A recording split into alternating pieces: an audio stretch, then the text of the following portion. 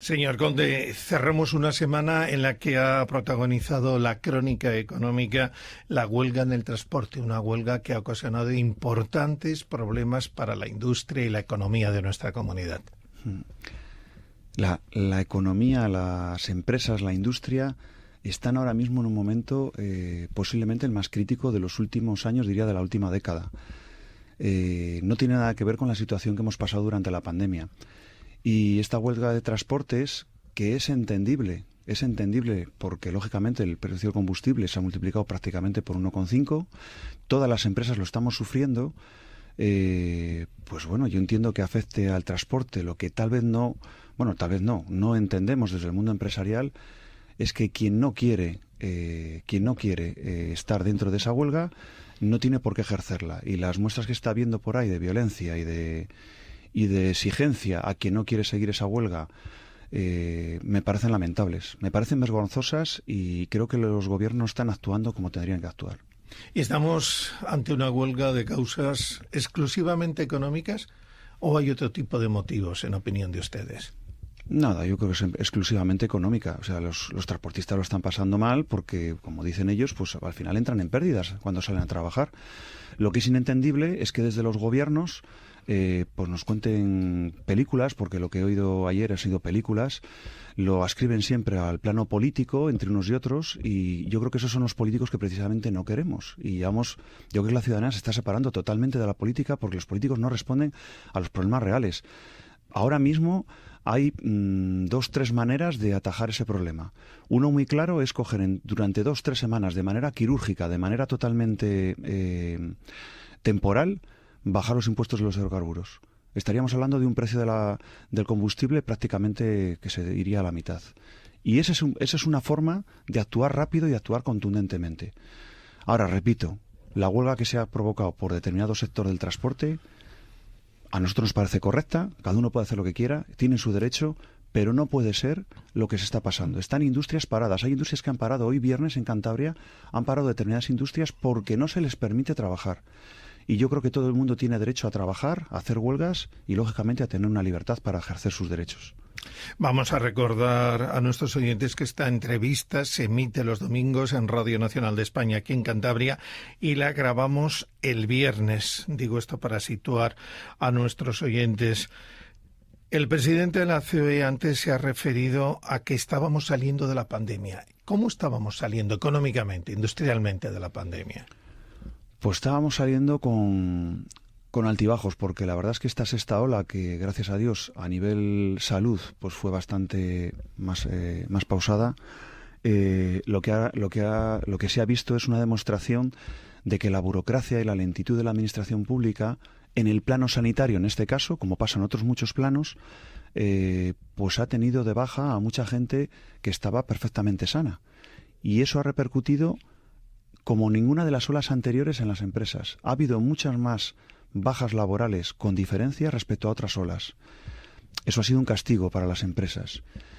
Pero bueno, las empresas somos positivas, tenemos que salir adelante, no nos queda más remedio, es la forma de ser de un empresario y de una empresa.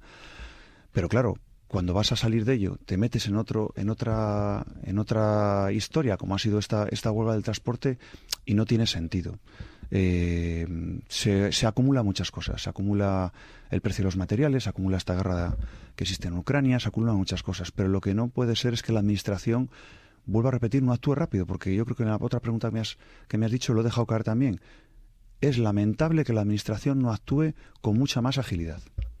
La Administración nos anuncia que para el tema de la energía, para empezar a solucionar los problemas, las consecuencias de la invasión de Ucrania, que han tenido su reflejo en los precios energéticos, se quiere fijar en España un tope máximo del kilovatio hora en 181 euros. ¿Qué le parece ese límite económico? Sí, nos lo han comentado ayer. Lógicamente, de alguna forma, la energía tiene que controlarse, sobre todo las subidas exageradas, ¿no? Ese control tiene que existir. Yo no sé si son 180 exactamente el precio o no. Lo que sí es una evidencia es que la energía tiene un precio ahora mismo, y la forma de generar el precio de la energía no es el adecuado. No se puede ir a un pool donde el gas sea el que marque el precio de la energía. Y lógicamente eso hay que cambiarlo. Y hay que cambiarlo ya. Insisto en lo mismo. No se puede esperar al 29 de marzo. Hay que hacerlo ya, porque ¿por qué hay que esperar el 21 de marzo? ¿Qué pasa? ¿Que estamos perdiendo dinero todos los empresarios? ¿Están perdiendo adquisitivo todos los trabajadores, los ciudadanos? No sé, yo diría, en una actitud un poquito populista, que se quiten el sueldo de los políticos hasta el día 29 de marzo. Se ha referido usted también a temas relacionados con la Administración, pero nos gustaría puntualizar, señor Conde. Hablemos, por ejemplo, de los temas que son competencia de Madrid. ¿Cómo analiza usted la postura del Gobierno? Al final es generalizado. Yo creo que los gobiernos están para tomar decisiones y tienen que ser, vuelvo a repetirlo, ágiles. Ahora mismo estamos planteando encima de la mesa varias soluciones. Estamos planteando, por ejemplo, reducir el IVA de manera controlada, lógicamente, para que no afecte al devenir del país. Estamos hablando de temporalmente eliminar el impuesto sobre los hidrocarburos. Estamos hablando de cambiar la forma de gestionar la energía, el precio de la energía. Y de alguna forma hay que atacar el tema impositivo. Lo que no puede ser es que la única noticia que tengamos es que nos van a subir los impuestos. Eso no tiene sentido. Entonces, creemos que se está actuando de una forma muy poco atrevida. Estamos hablando de Madrid. Hablemos de Cantabria. ¿Cómo está actuando el Gobierno de Cantabria? Pues yo creo que tendría que ser mucho más reivindicativo. Lo primero, tendría que ser mucho más reivindicativo. El Gobierno de Cantabria llevamos diciendo que debería de apostar por proyectos que fuesen de alguna forma muy interesantes para Cantabria. No existe una planificación de sectores en los que se quiera de alguna forma insistir en la economía de esta región, y después vemos una falta de coordinación entre los dos partidos que están en el Gobierno importante y francamente lo sufrimos en el día a día, estamos cansados de repetirlo. Y hay cuestiones que llevamos 2 años y medio poniéndolas encima de la mesa del Gobierno regional, como puede ser, por ejemplo, la agilización de los trámites, la burocracia, que yo creo que empezamos a ser ya hasta cansinos en este tema, que es un tema que es gratis, que es un tema que vamos a poner que a los políticos no les interesa el bien de los ciudadanos y solo les interesa el bien político, seguro que les adjudicaría votos, y no hay manera de que se enteren que es una lacra para esta región. ¿Estamos hablando del Gobierno en su conjunto o diferencia usted? No, del Gobierno en su conjunto, porque al final a nosotros nos gobierna un Gobierno, lo hemos elegido los ciudadanos y, lógicamente, desde COC PYME lo que siempre decimos es que estamos para ayudarles. Nosotros nos dedicamos a ayudar a nuestro Gobierno, sea del color que sea el signo que sea. Nosotros no somos políticos, pero, lógicamente, si les ayudamos es para que se dejen ayudar, porque encima existe esa posibilidad. No hay manera. ¿Y cómo es la comunicación entre los empresarios de Cantabria y el Ejecutivo de nuestra comunidad autónoma? ¿Usted traslada estos temas a Revilla? Sí, bueno, ya hace relativamente poco hemos tenido una reunión un poco, tal vez más, no sé llamarlo, más seria, más insistente, porque vemos que esto no funciona. Y no funciona no porque no estemos ahí para ayudarles, sino porque no quiere funcionar. Y después ya os digo que ha habido determinados temas que hemos visto una descoordinación entre las propias consejerías y eso no puede ser. Vas a hablar con una consejería, te lanza otra consejería, de esa consejería lanza otra consejería. Imagínese, a una institución como la COC PYME le pasa eso, vamos a imaginar lo que le pasa a cualquier empresa, a cualquier ciudadano cuando va a la administración. Una administración, entonces, que está viendo los peligros que se corren desde el punto de vista industrial, porque Cantabria está perdiendo peso industrial. Está perdiendo peso porque las empresas no se plantean venir a Cantabria. Las empresas vamos a imaginar ahora que hay unas empresas, como pasa en todas las comunidades autónomas, que tienen su centro de decisión fuera de Cantabria. Yo puedo poner el ejemplo de una empresa que iba a hacer una inversión de 20 millones de euros aquí. A la misma fecha lo ha intentado hacer en otra comunidad autónoma. En la otra comunidad está a punto de terminar esa obra, esa inversión que iba a hacer. Aquí no han comenzado y ahora se plantean no comenzarlo porque, claro, por el precio de los materiales, esa obra ahora mismo cuesta un 40% más. Y no es por ninguna falta, no es por un tema casuístico, es por un tema de falta de gestión de las administraciones regionales. Podemos estar, por lo tanto, ante un parón industrial, ante la fuga. Como no reaccionemos ya, yo creo que dije el año pasado que el año 2021 y el 2022 iban a ser claves para el futuro de esta región. Y estamos prácticamente a mitad del año 2022. Como no cambie la voluntad política para que esta región mantenga a las empresas en esta región, yo vaticino que no es que no se vaya a parar, es que se van a ir empresas. De hecho, ya hay fuga de empresas. Hay fuga de talento desde hace ya mucho tiempo, de talento cántabro, y va a haber fuga de empresas como aquí no cambia esta situación. Hablamos de fuga de empresas y lo que sí se puede constatar ya es una fuga de empresarios cántabros que cada día se establecen más, por ejemplo, en Madrid. Sí, yo he tenido reuniones incluso con empresarios de otras comunidades autónomas, por ejemplo en Madrid, y esos empresarios que son oriundos de Cantabria o que son cántabros, prácticamente se plantean que es absurdo invertir en Cantabria y no digo ya cotizar en Cantabria, porque claro, si tú estás en una comunidad, por ejemplo como Madrid o como el País Vasco, que tiene unas condiciones que son mucho mejores que las que tiene Cantabria, pues te planteas que ¿para qué vas a venir aquí? ¿Para dejar el dinero y que al final no se gaste en de alguna forma hacer que Cantabria tire para adelante en su economía? Deberíamos copiar entonces, señor Conde, esos incentivos fiscales que hay en el País Vasco o en Madrid o en otros puntos. Sí, en otras comunidades. El País Vasco para mí no es ejemplo porque no deja de ser un tema histórico que es inentendible. Inentendible. Cuando hablas con los políticos te hablan de que es un tema de la transición y tal, o mejor, la transición ha sido 50 años. Entonces yo creo que eso ya está bien. Lo que sí es evidente es que hay incentivos, por ejemplo, como de la Comunidad de Madrid, que deberían instaurarse en Cantabria. ¿Por qué no? ¿Por qué tenemos que ser diferentes?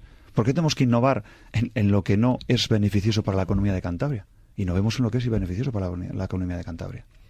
En Cantabria se habla mucho de un proyecto, señor Conde, La Pasiega. ¿Qué opinión tienen los empresarios? La Pasiega es un proyecto que se lleva hablando de él 20 años. Es un proyecto que en ningún momento el gobierno regional, y lo he dicho ya en varias ocasiones, ha venido a plantear a los empresarios de Cantabria, a la CEO Cepime, y le ha explicado qué es lo que se quiere y no se quiere. Por lo tanto, yo por esa misma razón me mantengo al margen de una opinión sobre la Pasiega, porque es que no conocemos realmente los objetivos. Siempre he dicho lo mismo, si es bueno para Cantabria, hágase, pero hágase ya si es bueno para Cantabria, porque dentro los proyectos tienen su coste de oportunidad. En el momento que pierdes la oportunidad, en el momento que lo has pensado, ese proyecto se queda anticuado y ya no vale. Entonces, si se va a hacer porque es beneficioso para Cantabria, hágase ya. Y si no, pues dediquémonos a otra cosa. Otro de los problemas que se quejan mucho los empresarios es de las comunicaciones. No vamos a hablar del AVE, que no sé si usted tiene fechas al respecto. Bueno, fechas del AVE yo creo que hemos oído todos de todo, ¿no? Las infraestructuras, fundamentalmente lo que es el ferrocarril, es el gran pero de esta comunidad autónoma. Independientemente del avión, pero eso ya es un tema más de viajeros, hablo ya más mercancías y viajeros, pero bueno, si es que para meter la mercancía en el puerto de Santander, no me voy a ir ya al tren hacia Madrid, para meter la mercancía en el puerto de Santander, los industriales de esta región tienen problemas, hay veces que tienen una carga de un día, una carga que tarda 5 días en llegar, por ejemplo, a Gran Bretaña, pierden un día porque hay un ferroviario pues que decide que ese día no tiene que trabajar.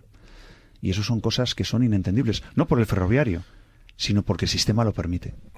Hablemos ya en la recta final de nuestra conversación, si le parece, a nuestro invitado, al presidente de la COE Cepime de Cantabria, de un proyecto importante para la cuenca del Besaya, Esniace. ¿Qué va a pasar al final? Esniace es una ubicación a nivel industrial impresionante.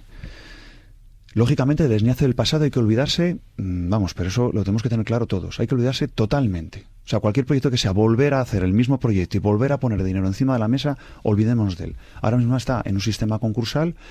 Yo, por la posición, sí que sé de 3-4 proyectos que han estado encima de la mesa, y yo creo que habría que apostar por un proyecto de futuro. Sé que hay proyectos de futuro que están encima de la mesa. Pues apuéstese por ellos. Díganos algún proyecto de futuro. Proyectos de futuro pues son todo aquello que entran dentro de la nueva economía, ¿no? Estamos hablando de que el mundo de la automoción, por ejemplo, que en Cantabria tiene una gran representación, podría de alguna forma verse reflejado también en la Esniace. Por ejemplo, automoción del futuro, por ejemplo. Más proyectos, que sabemos que tiene por ahí más. No, a ver, sé que existe ese proyecto. Había algún proyecto relacionado con el mundo del textil, ¿no? Por parte de una empresa de Extremadura, yo creo que era. Bueno, no sé, yo intentaría siempre intentar que sean tecnologías del futuro, porque todo lo que sea repetir lo que ya hay, pues lógicamente ya lo tenemos. Yo creo que habrá que potenciar lo que tenemos, que siempre digo lo mismo, no se trata de quitar lo que hay, sino de potenciar lo que tenemos y de alguna forma planificar esta región para que vengan empresas del mundo de la tecnología, del mundo de la informática, de la comunicación, a esta región que no dejan de ser empresas de futuro. Pero en el caso de SNIACE, esos proyectos que usted comenta se han caído. No se sabe, a mí me cuentan más o menos, no estoy enterado lógicamente porque se lleva de forma mucho más secreta, pero sí que sé que hay proyectos encima de la mesa y yo conozco alguno que era interesante, que no puedo decirlo porque me lo han comentado de manera muy privada. Nos quedan 2 minutos aproximadamente. Cuéntenos cómo son las relaciones con los sindicatos, empresarios sindicatos aquí en Cantabria.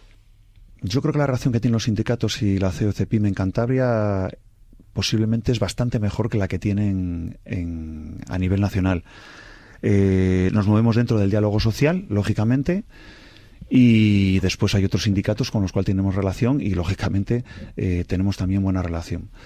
Es que está el problema que tenemos ahora mismo en Cantabria respecto al futuro en cuanto a la industria y la empresa, que es muy difícil no estar de acuerdo, por lo menos en la generalidad.